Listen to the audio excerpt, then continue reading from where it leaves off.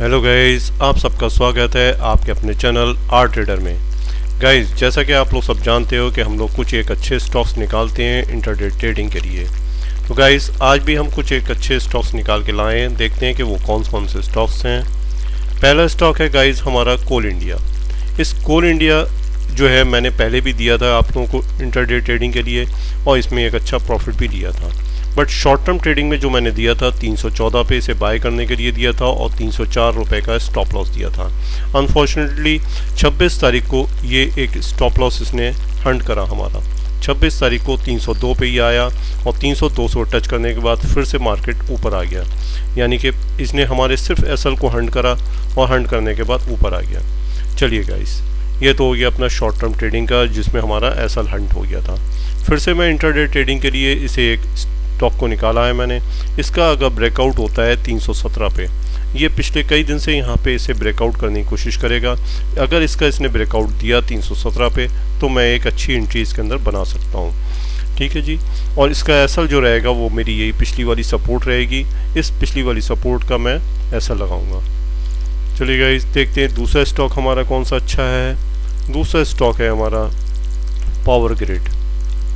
Power grid के अंदर भी यही अपना सपोर्ट बन रही है, बार बार इस सपोर्ट रेजिस्टेंस को ब्रेक करने की कोशिश कर रहा है। अगर इसने इसका ब्रेकआउट दिया यहाँ पे 202 पे, पावर ग्रिड ने अगर यहाँ पे 202 पे इसका ब्रेकआउट दिया तो मैं एक अच्छी एंट्री बना सकता हूँ। और गाइस, अगर इसने इसका ब्रेकआउट दिया तो इसका टारगेट अपना पहला 304, 306 यही रहेंगे। ये 306 तक जाने की इसकी संभावना है। इसमें एसएल जो रखूँगा मैं गाइस, जहाँ पे ये हंट कर रहा है बार बार इसी जगह पे मैं इसका एसएल रखूँगा, यानी कि 200 पे मैं इसके एसएल के साथ में इसके अंदर एंट्री बना सकता हूँ। चलिए तीसरा स्टॉक देखते हैं गाइस हमारा कौन सा है। तीसरा स्टॉक है मेरा सन टीवी। सन टीवी भी मेरी इस रेजिस्टेंस को बार बार हंट करने की कोशिश कर रहा है और इसे ब्रेकआउट नहीं दिया इसने।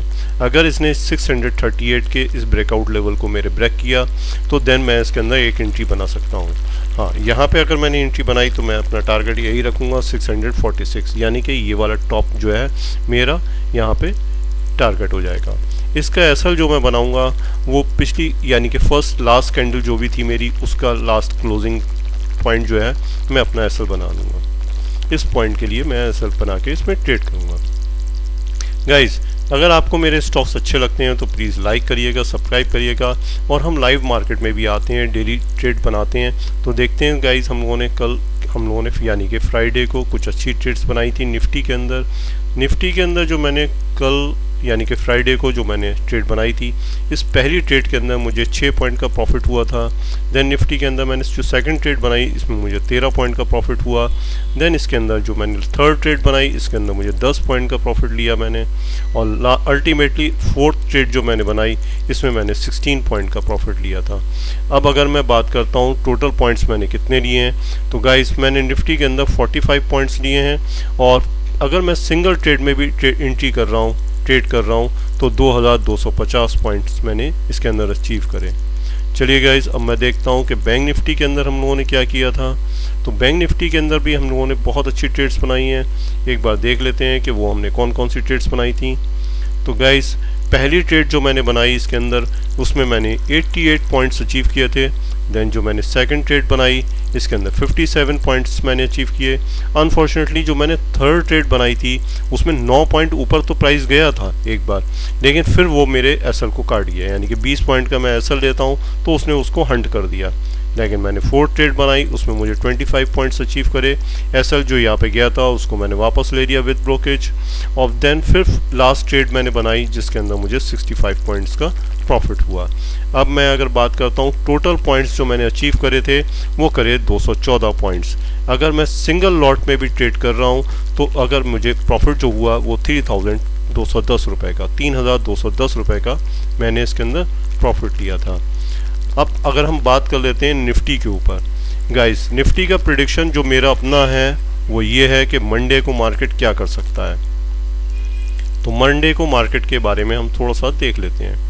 मार्केट जैसा कि आप देख रहे हो, कल मार्केट ने जो थी फ्राइडे को ओपनिंग जो थी ट्रेडिंग जो करी, निफ्टी को मार्केट जो चला वो अप साइड में चला।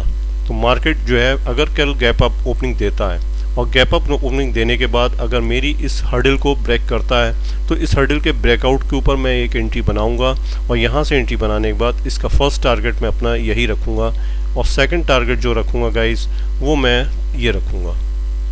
ये मेरी एंट्री रहेंगी अपसाइड मूव में।